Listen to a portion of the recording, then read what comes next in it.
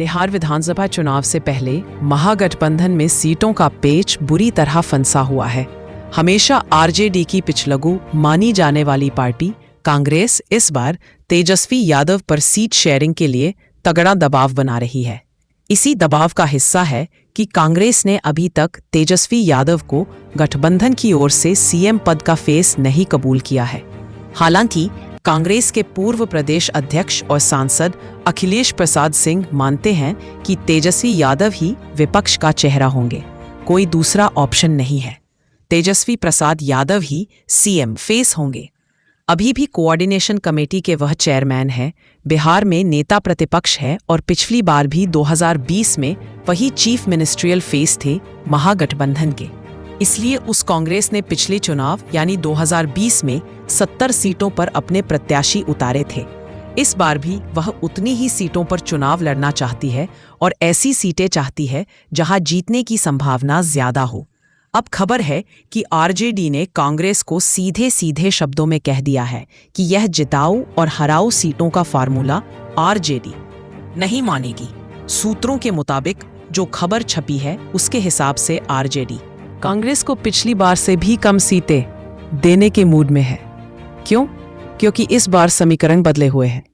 इस बार मुकेश सहनी, पशुपति पारस और हेमंत सोरेन की पार्टियां भी महागठबंधन में शामिल हैं और उन्हें भी सीट्स देनी होंगी। नतीजा यह है कि कांग्रेस को मजबूरी में झटका भी सहना पड़ सकता है।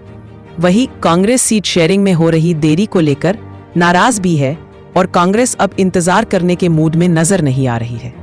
महागठबंधन की कोऑर्डिनेशन कमेटी के अध्यक्ष और आरजेडी के लीडर तेजस्वी यादव ने अगर सीट बंटवारे को और लटकाया तो कांग्रेस 30 सीटों पर अपने प्रत्याशियों को प्रचार के लिए हरी झंडी भी दे सकती है। इनमें 17 सीटें वो है जहां पर कांग्रेस के मौजूदा विधायक हैं और बाकी 13 सीटें वो है जिन पर कांग्रेस के उम्मीदवारों को कम मार्जिन से 2020 में हार मिली थी। दिल्ली में कांग्रेस हेडक्वार्टर में शुक्रवार को पार्टी की स्क्रीनिंग कमेटी की मीटिंग भी हुई। देर रात तक चली इस मीटिंग में पार्टी ने सभी संभावित सीटों पर कैंडिडेट्स के नामों की चर्चा की। कांग्रेस पार्टी ने अपने सभी मौजूदा विधायकों को टिकट देने का फैसला किया, यानी पार्टी के सभी 17 सीटिंग विधायकों का टिकट तो पक्का है।